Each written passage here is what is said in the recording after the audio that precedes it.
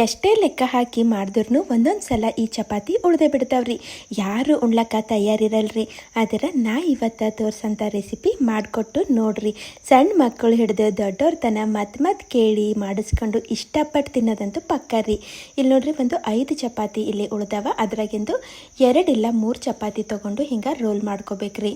Roll ಮಾಡಿಕೊಂಡು ಹಿಂಗೆ ನಾ ಹೆಂಗೆ ತೋರಿಸ್ಲತ್ತೀನಲ್ರಿ ಹಂಗೆ ಕಟ್ ಮಾಡ್ಕೊತಾ ಹೋಗ್ಬೇಕ್ರಿ. ಇನ್ನು ಸಣ್ಣ ಬೇಕಂದ್ರೆ ಸಣ್ಣ ಮಾಡ್ಕೋರಿ, ಇಲ್ಲ ಇನ್ನು ದಪ್ಪ ಬೇಕಂದ್ರೆ ದಪ್ಪ ಮಾಡ್ಕೋರಿ, ನಡೀತದೆ. ಒಟ್ನಾಗ ಹಿಂಗೆ ಎಸಳು ಬರಬೇಕ್ರಿ. ಈಗ ಉಳಿದಿದ್ದು ಚಪಾತಿಗೂ ಇದೇ ಥರ ರೋಲ್ ಮಾಡಿ ನಾ ಏನು ಮಾಡ್ತೀನಿ ರೀ, ಕಟ್ ಮಾಡಿ ಇಟ್ಬಿಡ್ತೀನಿ. ನೋಡಿರಿ ಎಷ್ಟು ಚೆಂದ ಆಗ್ಯಾವಂತ. ಈಗ ಇವಕ್ಕೆ ಸೈಡಿಗೆ ಎತ್ತಿಡ್ತೀನಂತ್ರಿ. ಇವಕ್ಕೆ ಒಗ್ಗರಣೆ ಹಾಕೊಳ್ಳೋಮಂತ. ಅದಕ್ಕೆ ಒಂದು ಪ್ಯಾನಿನಾಗ ಏನು ಮಾಡ್ತೀನಿ ರೀ, ಒಂದಿಟ್ಟು ಎಣ್ಣೆ ಬಿಸಿ ಮಾಡ್ತೀನಂತ. ಸ್ವಲ್ಪ ಜಾಸ್ತಿನೇ ಎಣ್ಣೆ ಬೇಕ್ರಿ, ಅಂದರೆ ಚಲೋ ಆಗ್ತಾವ. ಎಣ್ಣೆ ಬಿಸಿ ಆದಮೇಲೆ ಸಣ್ಣ ಹೋಳಿದು ಶುಂಠಿ ಮತ್ತು ಬೆಳ್ಳುಳ್ಳಿ ಹಾಕ್ಲತ್ತೀನಿ ರೀ. ಹೋಳಿನೇ ಹಾಕೋರಿ, ಕುಟ್ಟಿ ಹಾಕೊಳಕ್ಕೆ ಹೋಗಬೇಡ್ರಿ, ಅಷ್ಟು ಫ್ಲೇವರು ಚಲೋ ಬರಲ್ಲ ಅದರದ್ದು. ಈಗ ಇದ್ರಾಗ ಉದ್ದುದ ಹೋಳಿದು ಉಳ್ಳಾಗಡ್ಡಿ, ಹಸಿ ಮೆಣಸಿನ್ಕಾಯಿ, ಗಜ್ಜಿರಿ ಮತ್ತು ಕ್ಯಾಪ್ಸಿಕಮ್ ತೊಗೊಂಡಿನಿ ರೀ. ಅದೇ ನಮ್ಮದು ಡಬ್ಬು ಮೆಣಸಿನ್ಕಾಯಿ ತೊಗೊಂಡಿನಿ ರೀ. ಬೇಕಾದರೆ ಕ್ಯಾಬೇಜ್ ಇತ್ತಂದ್ರೆ ಅದೇ ರೀ, ಪತ್ತಾಗೋಬಿ ಇತ್ತಂದ್ರೆ ಅದನ್ನು ಸಣ್ಣ ಹೋಳಿ ಅಂದ್ರೆ ಉದ್ದುದ ಹೋಳಿ ಹಾಕೋಬೋದು ರೀ. ಇವಕ್ಕೆ ಹೈ ಮೀಡಿಯಮ್ ಫ್ಲೇಮ್ನಾಗ ಏನು ಮಾಡಬೇಕಾಗ್ತದೆ, ಹುರಿಬೇಕಾಗ್ತದೆ. ಪೂರ್ತಿ ಸಾಫ್ಟ್ನೂ ಆಗ್ಲಕ್ಕೆ ಬಿಡಬಾರ್ದ್ರಿ. ಸ್ವಲ್ಪ ಇದ್ರಾಗ ಕ್ರಿಸ್ಪಿನೆಸ್ಸು ಇರಬೇಕು, ಅಲ್ಲಿಂದ ನಾವು ಹುರಿಬೇಕಾಗ್ತದೆ.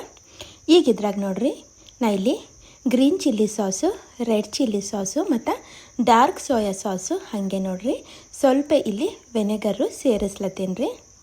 ನಿಮಗೆ ಮಸಾಲೆ ಜಾಸ್ತಿ ಇಷ್ಟ ಇದ್ದರೆ ಜಾಸ್ತಿ ಹಾಕೋರಿ.